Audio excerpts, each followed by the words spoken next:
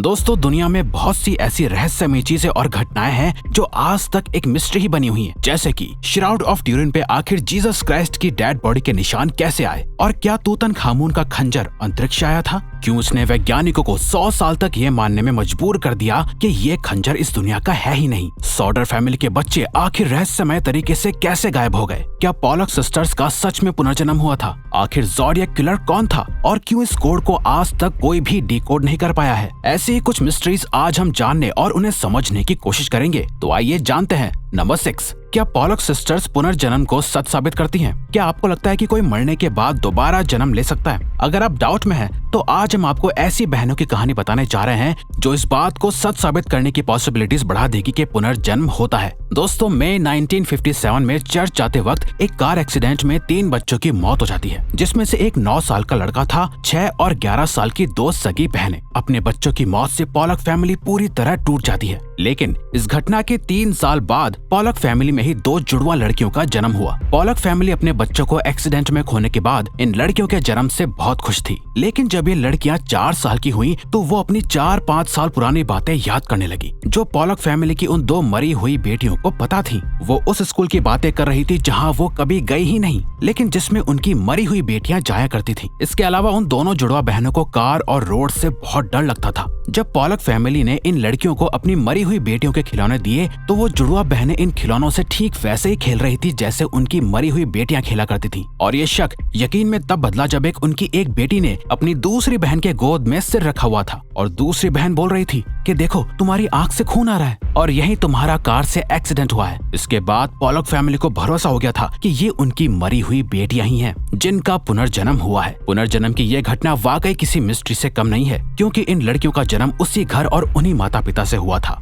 Number 5, the shroud of Turin. दोस्तों, shroud of Turin एक 14 foot लंबा लिनन का कपड़ा है, लेकिन इस कपड़े में कुछ खास है जो आज भी एक मिस्ट्री बना हुआ है। दरअसल इस 14 फुट लंबे कपड़े पर एक आदमी का प्रिंट बना हुआ है, जिसके बारे में कहा जाता है कि ये प्रिंट जीसस क्राइस्ट यानी यीशु मसीह का है, क्योंकि इस कपड़े पर बने हुए प्रिंट पर ठीक वैसे ही बॉडी और घाव के निशान हैं जैसे यीशु मसीह की डेथ से पहले उनके शरीर पर लगे हुए थे। ये कहा जाता है कि जब यीशु मसीह की डेथ हुई थी तो उन्हें इसी कपड़े में लगाया गया था, तभी से यह निशान इस कपड़े पर मौजूद हैं। इस कपड़े को पहली बार 1354 में एक मशहूर योद्धा जोफ्रॉय दी चार्नी के पास देखा गया था, जिसके बाद इस कपड़े को 1578 में ट्यूरिन के कैथेड्रल चर्च में रखा गया था और तभी से इसे श्राउड ऑफ ट्यूरिन कहते हैं। वैसे इस कपड़े को लेकर बहुत सी कहानियां हैं, जिसमें से एक ये है कि जब रोमन्स ने जीसस को क्रूसीफाई किया था, तब जीसस की डेथ के बाद उन्हें पूरे रीति रिवाजों के साथ एक लिनन के कपड़े में लपेटकर दफना दिया गया था। लेकिन इस घटना की सबसे हैरानी की बात ये थी कि जीसस को दफनाने के 3 दिन बाद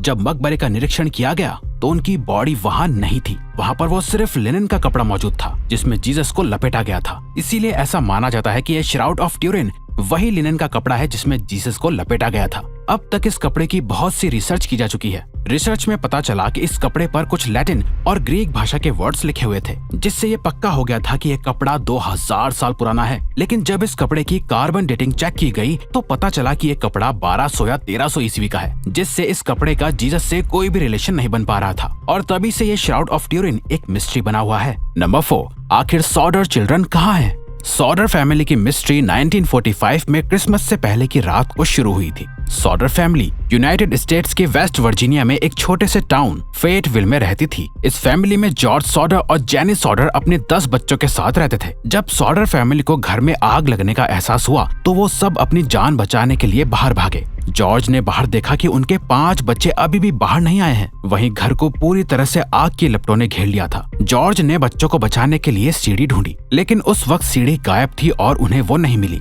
जॉर्ज ने सोचा कि अपने ट्रक्स के ऊपर चढ़कर अपने बच्चों को खिड़की से बचा लूं, लेकिन उस वक्त उनका एक भी ट्रक स्टार्ट नहीं हुआ। और तो और जब जॉर्ज ने आग को बुझाने के लिए पानी ढूंढा तो सारा पानी उन्हें बर्फ में जमा हुआ मिला। जब जॉर्ज के पड़ोसियों ने फायर ब्रिगेड को कॉल करके बुलाने की कोशिश की तो किसी का भी फोन काम नहीं कर रहा था। आखिरकार घर ऐसे ही सुबह तक जलता रहा। 25 दिसंबर की सुबह जब पुलिस सॉडर फैमिली के घर पहुंची तो वहां जॉर्ज के 5 बच्चे या उनकी बॉडीज और लाश नहीं थी। पुलिस ने अपनी इन्वेस्टिगेशन में पाया कि उस एरिया की सभी टेलीफोन लाइंस कटी हुई थी। जेनी यानी बच्चों की मां से पूछताछ करने पर पता चला कि रात को आग लगने से ठीक 1 घंटे पहले किसी ने उनके घर पर फोन किया था, लेकिन जेनी ने उस वक्त उन सब चीजों पर ध्यान नहीं दिया था और इन्वेस्टिगेशन होने पर पता चला कि एक अनजान आदमी को बहुत दिनों से जॉर्ज के घर के बाहर देखा जा रहा था, लेकिन उस आदमी और सॉडर फैमिली के बच्चों का आज तक कुछ पता नहीं चला है। सॉडर फैमिली ने अपने बच्चों को ढूंढने के लिए हर कोशिशें की, लेकिन वो हमेशा नाकामयाब ही हुए। पता नहीं आखिर वो बच्चे कहाँ गायब हो गए थे, और क्या उस अनजान आदमी का इससे कुछ लेना देना भी था या वो सिर्फ एक कोइंसिडेंस था। ये आज भी एक मिस्ट्री है। नंबर 3, तूतनखामुन का खंजर। फेरोन्स एंशिएंट इजिप्ट के राजाओं को कहा जाता था और तूतनखामुन फेरोन्स डायनेस्टी का आखिरी राजा था, जिसे किंग तूत के नाम से भी जाना जाता है। तूतनखामुन की मम्मी पहली बार 1922 में इजिप्ट से डिस्कवर हुई थी। तूतनखामुन की मम्मी असल में 3 ताबूतों के अंदर दफन थी, और जब तूतनखामुन की मम्मी को खोला गया था तब उसकी मम्मी ने गले में एक ताबीज पहना हुआ था और उनकी पूरी मम्मी सोने से बने हुए गहनों से ढकी हुई थी। साथ ही उसकी मम्मी के साथ 2 खंजर भी मिले थे, जिसे पहली बार देखने में लगा कि इनमें से एक खंजर लोहे का था और दूसरा खंजर सोने का था। लेकिन कहानी बिल्कुल अलग थी, क्योंकि पिछली हुई कुछ रिसर्चेस और खंजरों की इमेजेस से पता चला कि ये खंजर असल में लोहे का नहीं, बल्कि इसमें किसी मीटियोराइट के मटेरियल का इस्तेमाल किया गया होगा। एक स्टडी के मुताबिक जिस तरह का निकल इन खंजरों को बनाने में इस्तेमाल किया गया है, वो निकल अर्थ पर ओरिजिनेट यानी उत्पन्न ही नहीं होता है। ऐसा माना जाता है कि ये खंजर तूतनखामुन को दूसरी दुनिया के लोगों ने तोहफे में दिया होगा। यही वजह है कि आज तक ये पता लगाना नामुमकिन ही है कि आखिर तूतनखामुन का खंजर किसने बनाया होगा और इस खंजर को बनाने के लिए मटेरियल उन्हें कहां से मिला होगा। ऐसा भी हो सकता है कि उस वक्त कोई मीटियोर अर्थ पर गिरा हो जिससे इस खंजर को बनाया गया होगा, या उस वक्त भी लोग स्पेस में जाते हो। कुछ भी साफ नहीं कहा जा सकता, इसीलिए ये खंजर आज भी एक मिस्ट्री बना हुआ है। Number 2, the zodiac killer. Zodiac killer की मिस्ट्री असल में 20 दिसंबर 1968 में शुरू हुई थी। 20 दिसंबर 1968 से लेकर 11 अक्टूबर 1969 तक सैन फ्रांसिस्को एरिया में लगभग 5 लोगों का मर्डर हुआ था। दिलचस्प बात यह है कि इन सभी मर्डर्स को एक तरह से किया था। सबसे पहला मर्डर 2 टीनेजर्स का हुआ था, जिन्हें उनकी कार के अंदर गोली मार दी गई थी। दूसरा मर्डर 4 जुलाई 1969 को डार्लिन फेरिन और माइक मचेउ का हुआ था, लेकिन माइक इस अटैक से बच गए थे। जिसके बाद एक आदमी ने पुलिस को कॉल करके दोनों मर्डर्स की रिस्पॉन्सिबिलिटी ली। जिसके बाद 1 अगस्त को किलर ने अलग अलग न्यूज़पेपर्स को लेटर भेजकर मर्डर्स की रिस्पॉन्सिबिलिटी ली और इस खबर को पेपर में छापने की डिमांड की। और इस लेटर में ही किलर ने अपना नाम ज़ोडिएक बताया था, लेकिन पुलिस की इन्वेस्टिगेशन में पता चला कि ये लेटर एक झूठ था। जिसके बाद 27 सितंबर को एक और मर्डर हुआ और इसके बाद 11 अक्टूबर को एक कैब ड्राइवर का मर्डर हुआ, जिसको 3 बच्चों ने अपनी आंखों से देख लिया था, लेकिन उस वक्त किलर का चेहरा ढका हुआ था और केस आज भी एक मिस्ट्री है। Number 1, shepherd's monument.